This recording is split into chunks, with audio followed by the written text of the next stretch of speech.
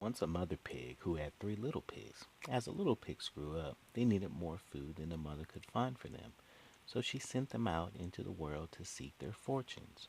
One fine morning, after biting their mother and one another goodbye, the three little pigs started out into the wide world, each along a different road. The first little pig had not walked very far until he met a man with a load of straw.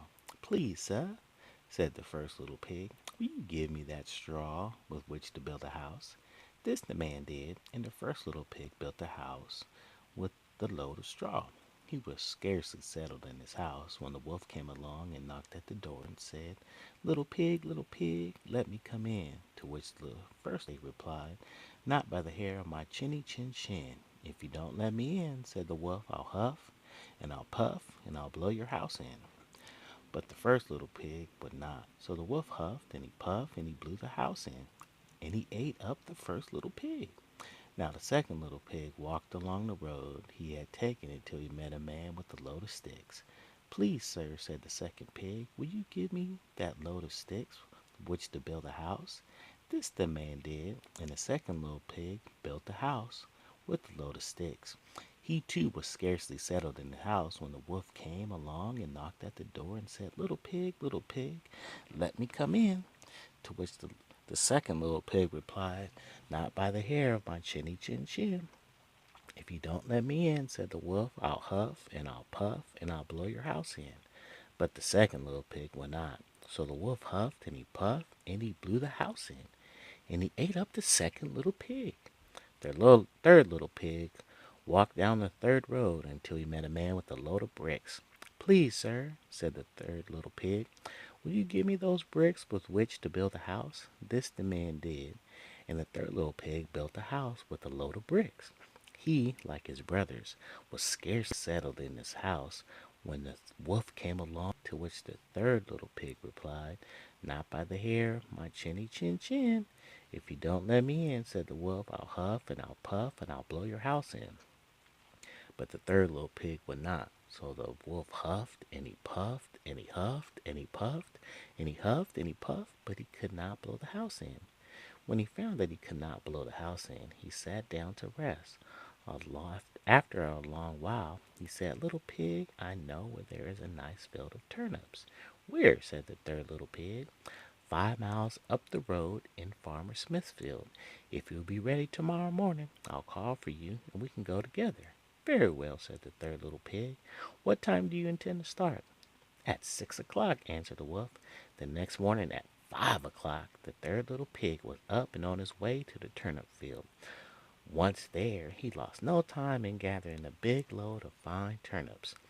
The wolf came at 6 o'clock and said in the sweetest voice, "Little pig, are you ready?" To which the third little pig replied, "Ready? I have been to the turnip field and come home again. My turnips are boiling now for dinner." Upon hearing this, the wolf became very angry, but he knew he must not let the pig think him so. Therefore he said in a gentle, friendly way, "Little pig, I know where there is a nice apple tree." "Oh, where?" asked the third little pig. "Down the road in Farmer Green's orchard," replied the wolf. "If you will wait for me, this time I'll come for you at 5 o'clock tomorrow morning, and we'll get some fine apples." The next morning at 4 o'clock, the third little pig was up and on his way to the orchard. Once there, he lost no time in gathering a load of fine apples, hoping to get home before the wolf came.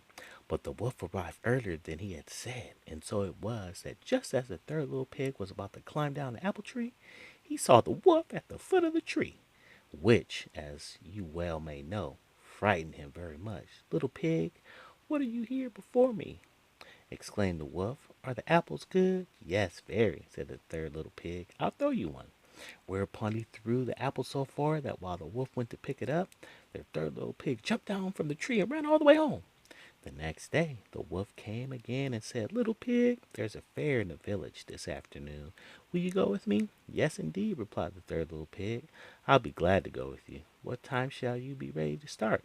3 o'clock, said the wolf. Again the third little pig started early, and so arrived at the fair before the wolf. He bought a big butter churn and was on his way home with it when he saw the wolf coming. He became frightened, greatly frightened indeed, for he did not see how he could get away from the wolf this time. So he climbed into the churn, and by so doing turned it around. Then away it started to roll down the hill which led from the village to the third little pig's brick house. It rolled right toward the wolf, frightening him so much that he ran home without going to the fair. Later in the day, he went to the third little pig's house and told him how frightened he had been by a great brown thing that had chased him down the hill. "Oh, so I frightened you," scoffed the third little pig. "That was I and that great round thing. I had been to the fair where I bought a butter churn, and when I saw you, I climbed into it and rolled down the hill right to my little brick house." Then the wolf became very angry. He declared, "Little pig, I'm coming right down your chimney to eat you for my dinner." With that, he climbed up the roof and slid down the chimney. But the little pig was ready for him. For when he had seen that the wolf was about to do, he had hung a pot of boiling water over the blazing fire. Then, just as the wolf dropped down the chimney, the little pig took off the lid. Into the water fell the wicked wolf. Thereupon the third little pig covered the pot with the lid and boiled the wolf, and ate him for supper, and lived happily ever after in his little brick house.